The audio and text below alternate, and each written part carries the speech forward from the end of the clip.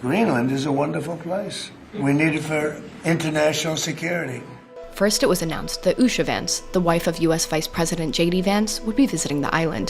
ሰላም ጤና ይስጥልኝ ውድ ተመልካች አድማጮቻችን፣ ይህ ኤንቢሲ ወቅታዊ ዓለም አቀፋዊ ዝግጅታችን ነው። በዛሬው ዝግጅታችን የአሜሪካው ፕሬዚደንት ዶናልድ ትራምፕ ለሶስተኛ የምርጫ ዘመን ለመመረጥ ማቀዳቸውን ትራምፕ ሐሜቱ በስቶባቸዋል።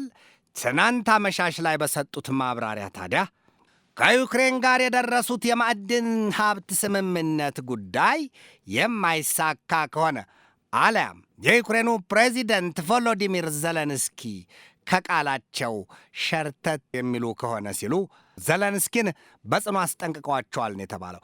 ትራምፕ በሩሲያም ላይ ተቆጥተዋል። ፑቲን ችግር የሚፈጥሩና ከዩክሬን ጋር ሰላም እንዳይደረስ የሚዘጉ ከሆነ ሲሉም በሩሲያ የነዳጅ ዘይት ሀብት ላይ ቀረጥ ለመጣል መዛታቸው ተነግሯል። ወዲህም በግሪንላንድ አዲስ የተመረጡት ጠቅላይ ሚኒስትር አሜሪካ የግሪንላንድን ደሴት አታገኛትም ሲሉ መዛታቸውን ዘልቀንና ጠልቀን እንመለከታለን። እስከ ዝግጅቱ ፍጻሜ ድረስም አብራችሁኝ ትዘልቁ ዘንድ የአክብሮት ግብዣዬ ይድረሳችሁ የምላችሁ አዘጋጅቼ የማቀርብላችሁ ትዕግስቱ በቀለ ነኝ።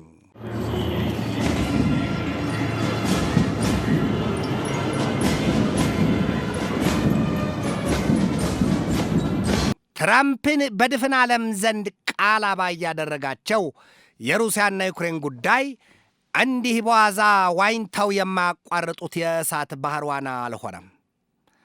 ሰውየው ከገዛ ጥላቸው ጋር እንኳን ተግባብተውና ተስማምተው ይዘልቁ ይሆን ወይ የሚለው ጥያቄ ሆኗል። በዩክሬንና በሩሲያ መካከል ከ3 ዓመታት በላይ የዘለቀውን ከባድ ጦርነት ቀድሞ እንደተናገሩት አልሆነላቸውም። ትራምፕ ጠብቁኝ አሊያም ምን አለበሉኝ፣ ቀድሞ ነገር ከምላሴ ጸጉር ይነቀል፣ በ24 ሰዓት ውስጥ አስቆመዋለሁ የሩሲያና ዩክሬንን ጦርነት ሲሉ በምርጫው ለማሸነፍ ያሰሉት ቀመር ተሳክቶላቸው መንበረ ሥልጣኑን ቢቆናጠጡም ያንን የተናገሩትን ግን ማከናወን አልቻሉም። የተናገሩት ከሚጠፋ የወለዱት ይጥፋ አይላሉ አበው። ትራምፕ ሊያስታርቋቸው አሊያም ሊያደራድሯቸው ካቀረቧቸውና ከቀረቧቸው የሩሲያው ፕሬዚደንት ቭላዲሚር ቭላዲሚሮቪች ፑቲንና የዩክሬኑ አቻቸው ቮሎዲሚር ዘለንስኪ ከሁለቱም ጋር የመረረ ስሜት እንዳላቸው ተሰምቷል። ፍቅርሽ አለቀና ላይንሽም ጠላሽው አለ ዘፋኙ። ትራምፕ የ78 ዓመት ሰው ነኝ ሲሉ የተመረጡበትን የዕድሜ ገደብ ከፊታቸው አውጥቶ ባሳየባቸው የዩክሬን ጉዳይ ይሉኝታ አልያዛቸውም። በእርግጥም ትራምፕና ዘለንስኪ በከበሩ ማዕድናት ዙሪያ ከገቡት ስምምነት ዘለንስኪ የሚያፈነግጡ ከሆነ ሲሉ ትራምፕ የእንተያያለን የቁጣ ዛቻና ማስጠንቀቂያን የሰጡት።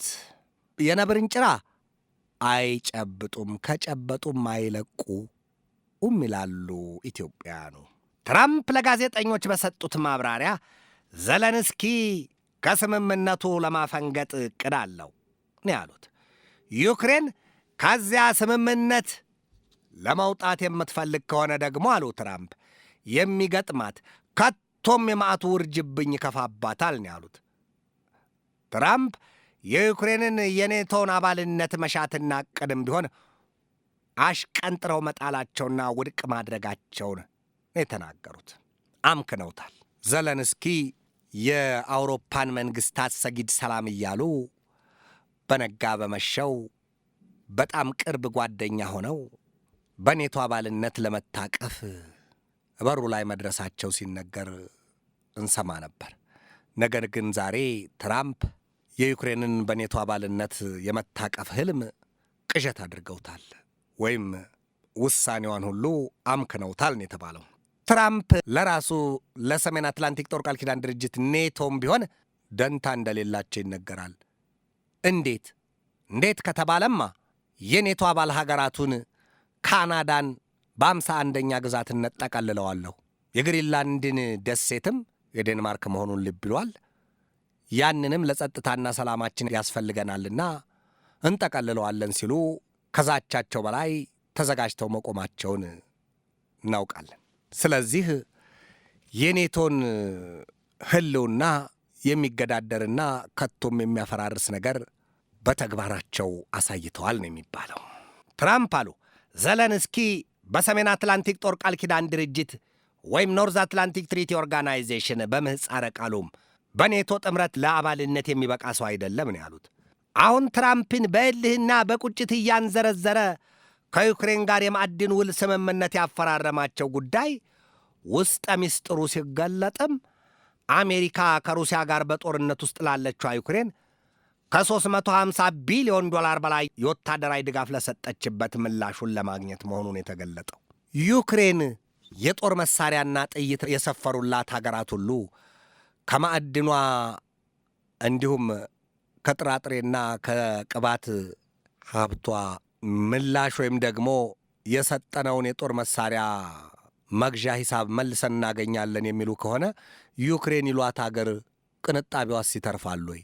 ትራምፕ ሀገር የለሰጠችው የጦር መሳሪያና ጥይት ከ350 ቢሊዮን ዶላር በላይ ነውና ያንን የሚመልስ ገንዘብ እፈልጋለሁ አሉ። ከልጅ አትጫወት ይወጋሃል በእንጨት። ምን ማለት ይሆን?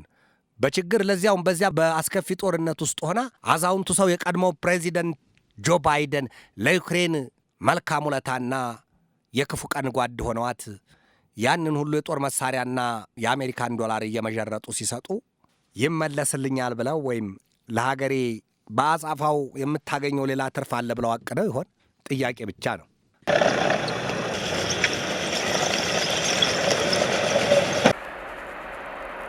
አሜሪካ ከሩሲያ ጋር በጦርነት ውስጥ ላለችው ዩክሬን ከ350 ቢሊዮን ዶላር በላይ የወታደራዊ ድጋፍ መስጠቷ ይነገራል። ትራምፕ ከፑቲን ጋር ያላቸውም ግንኙነት ቢሆን ፈጽሞ መኮምጠጡና መሻከሩን ገልጠዋል ነው የተባለው። ፑቲን ከዩክሬን ጋር ይደርሱ ዘንድ በትራምፕ የቀረበላቸውን የ30 ቀናት የተኩስ አቁም ስምምነት አልተቀበሉትም የሚል ሲሆን ብልጣብልጡ ሰው የዩክሬንን ግዛቶች እንደያዙ ወዲህም የጦር ኃይላቸው ጥቃቱን ሳያቆም ተስማምቻለሁ ማለታቸው ለትራምፕ መታለል ወይም እሳትን የሆነባቸው ነው የተባለው። ትራምፕ በዚያ እልህና ንዴታቸውም በሩሲያ የነዳጅ ዘይት ላይ ተጨማሪ ቀረጥ ለመጣል ማቀዳቸው ነው ወጥቶ የተሰማው። ትራምፕ ዛሬም በበኋላ ላይ ቆረቆር የሆነባቸውን ውሳኔ ሰምተዋል ነው የተባለው። ያውም የግሪንላንድን ደሴት ፈጽሞ አያገኛትም የሚል መልእክት ደርሷቸዋል። ትራምፕ ገና ከመጀመሪያው የ4 ዓመታት የቀደመው የሥልጣን ዘመናቸው የግሪንላንድን ደሴት ለመግዛት ማቀዳቸውና ሳያሳኩት የሥልጣን ጊዜያቸው እንደ ሻማ ብርሃን ወዲያውኑ መጥፋቱና ማብቃቱ ይታወቃል። ትራምፕ ዳግም በምርጫ አሸንፈው ከመጡ በኋላ ባሉት ጥቂት ቀናት መልሰው የግሪንላንድን ደሴት ዳግም ለመጠቅለል ከውሳኔ ላይ መድረሳቸው ይታወቃል። የትራምፕ የአስተዳደር ባለሥልጣናት የግሪንላንድን ደሴት መጎብኘታቸው ሲገለጥ የደሴቱ ባለሥልጣናትም እልህና ቁጣቸው ሲገነፍል እንደነበር አይዘነጋም። በግሪንላንድ አዲስ የተመረጡት ጠቅላይ ሚኒስትር ጄምስ ፍሬድሪክ ኔልሰን በፌስቡክ ገጻቸው እንደገለጡት የአሜሪካው ፕሬዚደንት ዶናልድ ትራምፕ ሀገራቸው የግሪንላንድን ደሴት መጠቅለል አለባት ብለዋል። ነገር ግን አንድ ነገር ለመላው ዓለም ግልጥ ማድረግ እንፈልጋለን። ዩናይትድ ስቴትስ ኦፍ አሜሪካ በፍጹም የግሪንላንድን ደሴት አታገኛትም። እኛ እኮ ለማንም የምንሸጥም የምንገዛም አይደለንም። ራሳችን ግሪንላንዳውያን የወደፊቱን መዳረሻችንን እንወስናለን ያሉት የአሜሪካው ፕሬዚደንት ዶናልድ ትራምፕ ትናንትና እሁድ በሰጡት ማብራሪያም ቃል በቃል ዊ ዊል ጌት ግሪንላንድ 100% ነው ያሉት ለኤንቢሲ የዜና ተቋም በሰጡት መግለጫ። ትራምፕ ለተናገሩት ቀርቶ በፊርማቸው ላጸደቋቸው ውሳኔዎቻቸው ተፈጻሚነት የ4 ዓመታቱ የሥልጣን ጊዜያት ይበቋቸዋል አይ ሲባል አረ እንዴት ተብሎ ከአያያዝ ይፈረዳል፣ ካነጋገር ይቀደዳ አል ይላሉ ኢትዮጵያውያኑ። ቀድሞ ነገር በ24 ሰዓት አቆመዋለሁ ያሉት የሩሲያና ዩክሬን ጦርነት ወራትን ቢያስቆጥርም የጦርነቱ ማብቂያ ፍንጩ አልታየም። እናም ትራምፕ በእልሃቸው ለሶስተኛ ዘመን የምርጫ ፉክክር ለማድረግ መሻት እንዳላቸው ተገልጧል።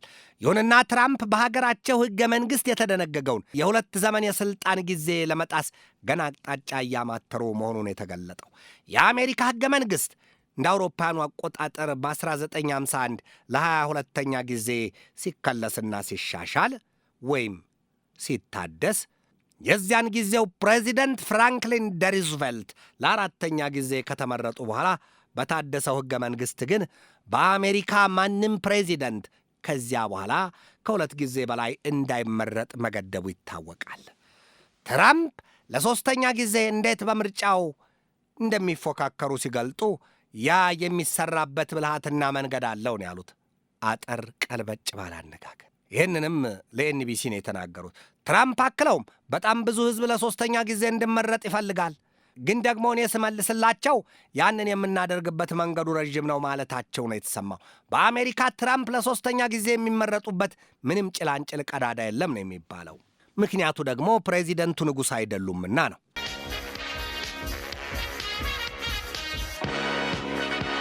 ኢራን ከአሜሪካ ጋር በቀጥታ ስለ ኒውክለር ፕሮግራሟ መነጋገር እንደማትፈልግ በግልጥ ተናግራለች። ይህ እንግዲህ ከመካከለኛው ምስራቅ ቀጠና የተገኘ የዕለቱ አዲስ ዜና ነው። የኢራኑ መንፈሳዊ መሪ አያቶላ አሊ ሰይድ ካሚኔይ በበኩላቸው ዛሬ በሰጡት ማብራሪያ አንዲት ትንኮሳ ቢሰነዝርብን አሉ ወዮላቸው እስራኤልና አሜሪካ መጥኔውን ይስጣቸው፣ የለንበትም ነው ያሉት። አሜሪካ በበኩሏ በህንድ ውቅያኖስ በምትገኘው የዲየጎ ጋርሻ ደሴት መቅሰፍተኛ የተባለለትን የቢ-52 የጦር አውሮፕላኖቿን ማስደፈጧ ይነገራል። የቴህራን ታይምስ ዘገባ እንደገለጠው ደግሞ የኢራን ሚሳይሎችም የአሜሪካን እምብርት በጥሰውና ነቅለው ለመጣል ተዘጋጅተዋል ነው ያለው። ኢራን በመላው ክፍሏ የሚገኙትን መሬቶቿን በጥልቀት ቆፍራና ቦርቡራ አሱባ የሚሳይል ከተሞችን መገንባቷ ይነገራል። ገዳይ ሲያረፍድ ሟችን ቀሸቀሻ አል ይላሉ ኢትዮጵያኖቹ። ታዲያም ኢራን ከተነካሁ ስትልም አሜሪካና እስራኤልን አስቀድማ አጥፍታ ለመገላገል መወሰኗን የተሰማው። እስራኤል በበኩሏ በጋዛ ሰርጥ የጀመረችውን ከባድ የአየር ጥቃት አጠናክራ መቀጠሏን የተሰማው። የአረብ መንግሥታት አደራዳሪዎች በበኩላቸው ሐማስና እስራኤልን ወደ ተኩስ አቁም ስምምነቱ ለመመለስ በብርቱ ጥረት ውስጥ መሆናቸው ተሰምቷል። ይሆናል አይሆንም ገና የሚሰማ ዜና ነው። የእስራኤል ጦር ኃይል ከደቡባዊ የጋዛ ሰርጥ ክፍል ራፋ ከተማ የሚገኙትን ፍልስጤማውያኑን በሙሉ ከዚያ ይወጡ ዘንድ ብርቱ ትዕዛዝ መስጠቱን የተሰማው። የእስራኤል ጦር ኃይል ያንን እርምጃ የወሰደው ደግሞ የእስራኤል ካቢኔ ተሰብስቦ ውሳኔ ካስተላለፈ በኋላ ነው። እስራኤል ከዚያ ውሳኔ ላይ የደረሰችውም በሐማስ ላይ ግፊቷን ለማጠንከር ነው የተባለው። የእስራኤሉ ጠቅላይ ሚኒስትር ቤንያሚን ኔታንያሁ የጸጥታ ኃይላቸውና መዋቅሩን ለማጠናከር ካላቸው ጽኑ መሻት አንጻር የሺን ቤት የጸጥታ ኃላፊውን ሮነን ባርን ከሥልጣን አንስተው በምትካቸው የቀድሞውን የሀገሪቱን የባሕር ኃይል ዋና አዛዥ ኤሊ ሻርቪትን ለመሾም ማቀዳቸው ተነግሯል። ገሚሶቹ ደግሞ የጉልቻ መለዋወጥ ወጣ አጣፍጥም ሲሉ ተሳልቀውባቸዋል። አሸርምደው ብትሄድ አሸርግደው መጣች ይላሉ። የእስራኤሉ ጠቅላይ ሚኒስትር ከዚህ በፊት የመከላከያ ሚኒስትራቸውን ዮአፍ ጋላንትና የጦር ኃይሉን ዋና አዛዥ እንዲሁ ከሥልጣናቸው ማንሳታቸው አይዘነጋም። ዛሬ ደግሞ የሽን ቤት የጸጥታ ዘርፍ ክፍል ኃላፊውን ሮኔን ባርን አንስተው ኤሊ ሻርቪትን ለመሾም ከውሳኔ ላይ ደርሰዋል የተባለው። አረ ለመሆኑ የሽን ቤቱ ኃላፊ ሮኔን ባር ስለምን ከሥልጣናቸው ለመነሳት ምክንያት ተገኘባቸው ሲሉ ለጠየቁት ደግሞ መልስ ይሁን የተባለው ባር የአረብኛ ቋንቋ በተገቢው አይናገሩም የሚል አንዱ ነገር ሆኗል። ከፊሉ ደግሞ በዚያ በጥቅምት 7 2023 የሐማስ እስራኤል ጥቃት የጸጥታ ዘርፉ ክፍተት አይቶበታል የሚልም አንደኛው ምክንያት እንደሆነ ነው የተገለጠው።